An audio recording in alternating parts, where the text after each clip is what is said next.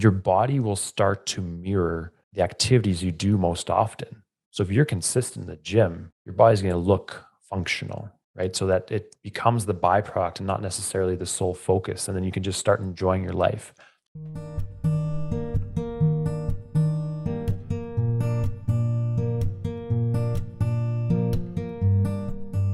We are live. Happy Monday, everyone.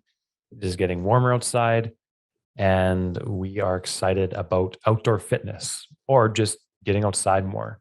And that's what we're going to be talking about. Just a conversation around the outdoors and fitness and all things good about nature. I want to congratulate Tom. He is at home right now with their new baby boy. And so if you hear anything in the background, he's cheering Tom on.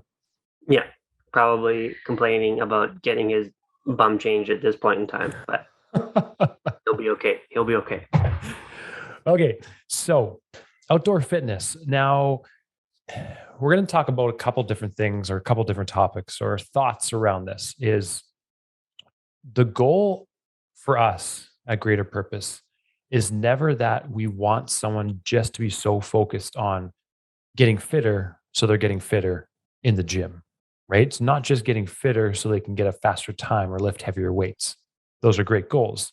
And it means it's an indicator that you're getting stronger. But the goal should be that you're becoming more of a functional human being, more reaching closer to reaching your genetic potential as a person because of the gym.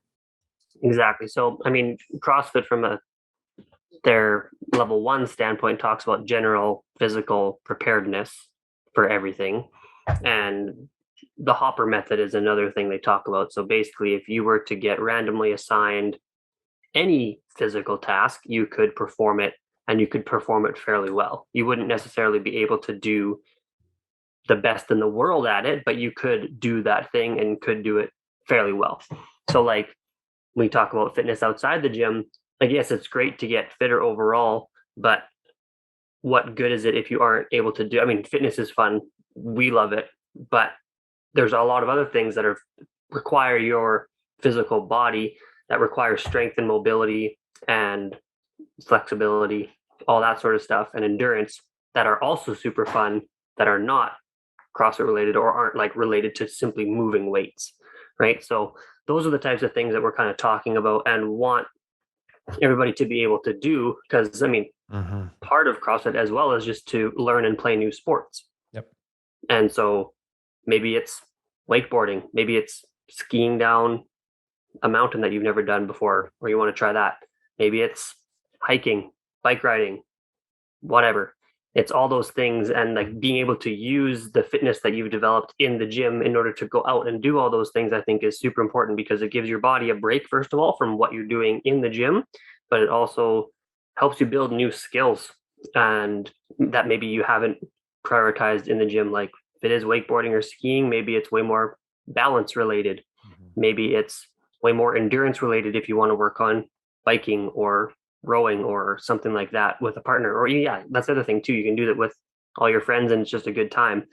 And we want to use that fitness that we have in the gym to enjoy life as best we can to the fullest. And a lot of the things that people do that are enjoyable, or at least from my perspective, require us to be fairly physically healthy and in pretty decent shape in order to enjoy them with the people that we love. So Yep. I think that's what we want to, I mean, encourage everybody to do, and just find something that you enjoy outside of the gym. Like I know, Matt, you and Julius are really into biking, and a lot of people think, you're downhill biking, how hard can that be? But I've seen some of the stuff and it's pretty intense.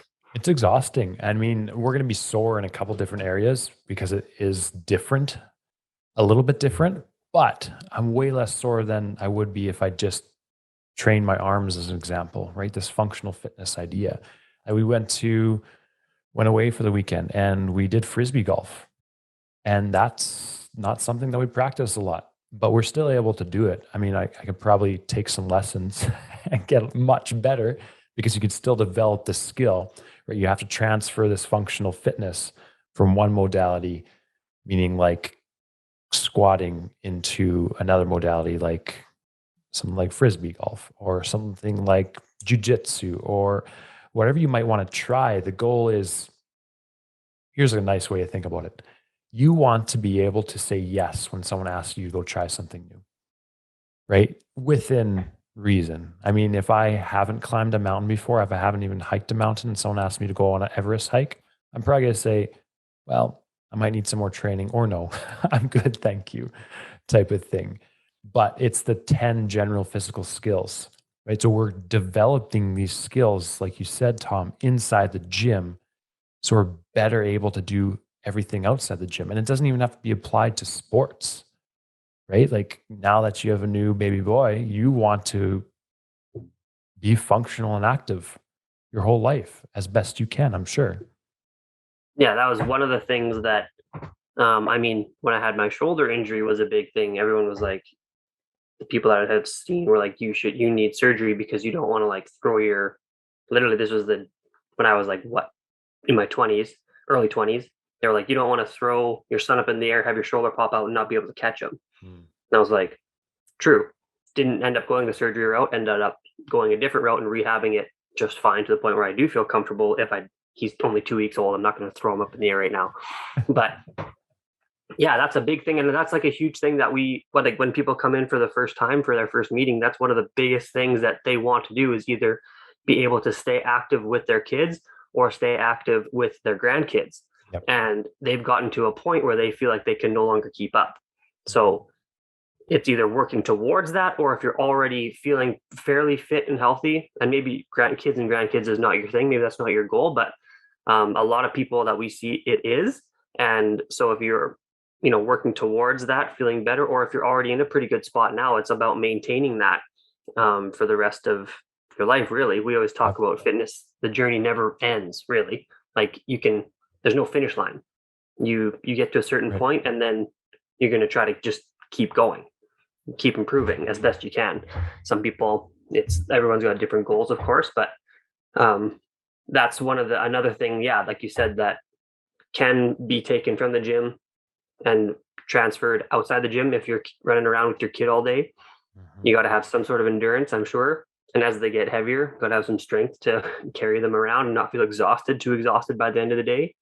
And then other things like that I was thinking about just now is like just little projects around the house. Like if you want to do some renovations and like have the ability to either help out or do some of it yourself, you can probably save a little bit of money that way too.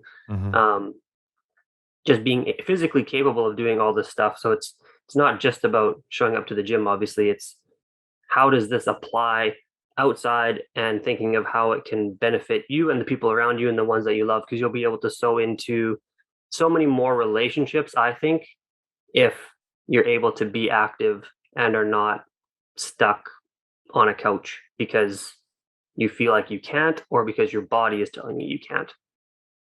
Yeah, absolutely. I think when you talk about goals, and there's a difference between the whys and the goals, right? The whys are those more deep rooted things overarching. Hey, I want to be able to say yes to people outside the gym. I want to go try new sports. I want to go biking. I want to go hiking in the mountains. I want to be able to throw with my kids. I want to teach them how to bike. I want to do all these different things.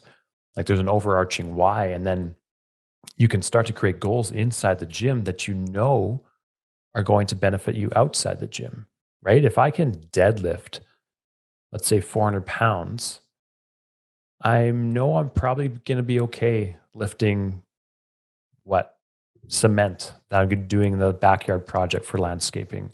I know I'm probably okay to lift my kid. I mean, I don't have a kid, but I'm probably okay to lift my kid if I need to over and over and over again if I can deadlift 400 pounds. It doesn't mean you have to be able to do 400 pounds to do that, but you're gaining this capacity inside the gym so that you have this extra capacity, this extra functionality outside the gym, and not even capacity, but the confidence, right? We want to help people become confident and not like they're a passenger in their own life. You know what I mean? Like you want to be able to participate in your own life, and like you're not wasting time, and like you're not wasting opportunities. And it's very common that the goals people come in with into the gym, which I have goals like this too, which is like a body image type thing. It's like, hey, I want a six pack, or I want to lose this much weight, I want to lose this much body fat, which a lot of times that's probably what someone might need, right? But your body will start to mirror the activities you do most often. So if you're consistent in the gym, your body's going to look functional, right? So that it becomes the byproduct and not necessarily the sole focus. And then you can just start enjoying your life. I almost think it like we're distracting people by making fitness fun. We're distracting them by how long it sometimes takes because they enjoy it now. I think that's the biggest thing with any of this inside the gym, outside the gym stuff, is if it's not enjoyable, it's not going to be a long-term thing, and it's got to be a long-term thing because, like I said, your fitness journey is never going to end, whether you partake in it or don't. Yeah. Um, Yeah. it's never going to end, and we always talk about prioritizing it before it prioritizes you later, and that's the same thing we've been talking about here the whole time. Trying to find something you enjoy that you can stick with, because Yeah. it's going to be, well, if you're deciding to start, you're in it for the long haul, and I think that's an important mindset to have too. And I don't want that to sound like discouraging, but like once you realize that and grasp that, it kind of starts to become a part of who you are and just what you do. So Yeah. I like how you said that. It's the journey is going to happen regardless if you're participating or not. So you might as well participate and get the most out of it as you can, right? Like you're either moving towards sickness or towards fitness, right? With time, with these deposits, with these habits, good or bad, you're moving in one direction or the other, right? In all aspects of your life. So I really like that. And then also just sometimes working out outside or walking outside or just getting out in nature. There are studies on that all cause mortality goes down, basically statistically showing that people are less likely to die if they spend more time in nature, right? From all different causes of mortality. So why not do it, right? It's vitamin D. It smells great. You disconnect to reconnect. You can do it with friends, but there's so many benefits to doing stuff outside. I was going to say, I think it's a huge de-stressor for a lot of people. And in a society where typically, if you're in that whole 9 to 5 slog of maybe that keeping up with the Joneses mentality of needing to just grind, grind, grind, grind, grind, and you never take a chance to break away from that, your cortisol levels, which is kind of the stress hormone, are continuously elevated. And when those are continuously elevated, it's way harder to lose weight. You're way more stressed. You don't sleep as well. And so getting outside and, like you said, disconnect to reconnect, like you disconnect from all the hype and the business to reconnect with maybe some of your most important relationships or with Yeah, yourself. Um, that can be a huge, huge de-stressor, and that can help improve your overall fitness in general as well. Plus, you're breathing fresh air, like you said, getting vitamin D, and just connecting with, like, there's a spiritual aspect to that as well. for sure. Connecting with nature and what's been created. So many benefits, and we always, I mean, that's part of some of our transformation program as well, as usually Mhm. 20 minutes of extra activity and trying to do that outside, Yeah. at least 20 minutes, Yeah. whether it's a walk, a bike ride, hiking, you know, if you're by water, canoeing, that doesn't matter. Walk your dog, getting outside for at least 20 minutes a day. And on a day like today, why wouldn't you? Yeah, welcome springtime weather. On the verge of getting to summer at the end of the week. Love it. And I know this can probably seem overwhelming to some people, right? They just seem like thinking there's so much I could do. There's so many right things I could do. There's this workout program, there's this nutrition plan, there's vitamin D, the benefits of vitamin D, there's supplementation, there's rest to recovery ratio.